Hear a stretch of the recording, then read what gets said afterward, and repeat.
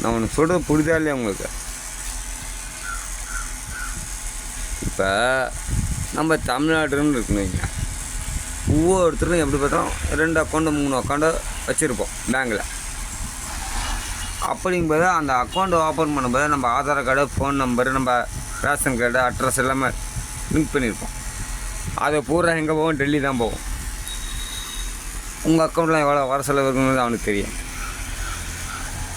நாமளே எவ்வளோ பண்ணுறாங்களோ அது முதற்கொண்டு அவன் பார்ப்பான்லாம். ஸோ தமிழ்நாட்டில் இவ்வளோ வர செலவு இருக்குது, தமிழ்நாட்டில் வருமானம் இருக்குது. புரிஞ்சுக்கிட்டா மோடி? இவ்வளோ வருமானம்னா அவனுக்கு மேலே வந்துடுவானுங்களே, நம்மளை மதிக்க மாட்டானுங்களே அப்படின்னு பிளான் பண்ணி தான் இப்போ பண்ணது இந்த போரும்போது கேஸ் சிலிண்டர் தட்டுப்பாடு ரெடி பண்ணானா உன்னை நம்பாளுங்க என்ன பண்ணா?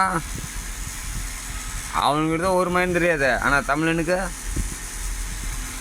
இங்கே பாருங்க, இந்த மாதிரி 3 கல் வச்சு சோறாக்கும் நமக்கு தெரியும். அதில் என்ன வேணால் செய்வோம்னு நமக்கு தெரியும். நீங்களே இப்போ தான் வந்தாளுங்க. அதனால் உங்களுக்கு கேஸ் இல்லாமல் உங்களுக்கு ஒன்றுமா பண்ண முடியாது. இப்போ நான் இதே வச்சுக்கோன்னா இது நான் வாங்க கிடையாது, இது வண்டியோட பொருள்.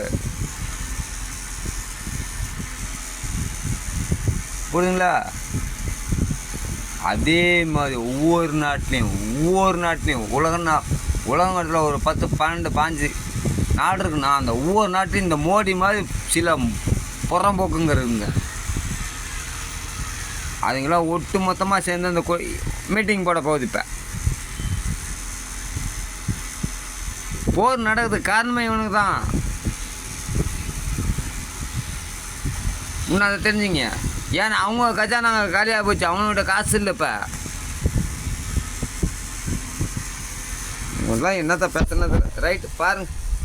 நான் உங்கள்கிட்ட பேசுகிறேன், எனக்கு வேலையாகுது, விசில் வரேன், என் பசிக்குது, நான் சாப்பிட போகிறேன்.